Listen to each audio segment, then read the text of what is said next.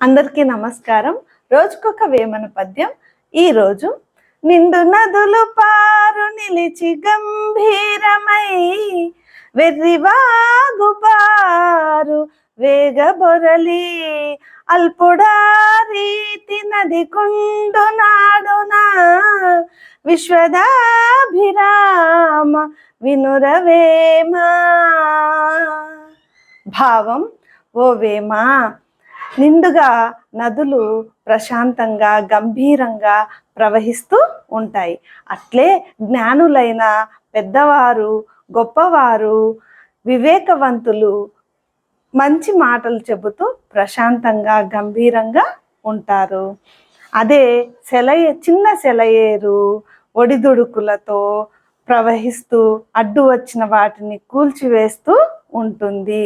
అల్పుడు, మూర్ఖుడు, వివేకం లేకుండా ఆవేశపడుతూ కార్యాలను పనులను చెడగొట్టుకుంటూ ఉంటాడు. కావున ప్రశాంతంగా గంభీరంగా ఉండేది అలవరుచుకోవాలి, అన్నీ తెలుసుకోవడము ముఖ్యము అని భావం. ధన్యవాదములు.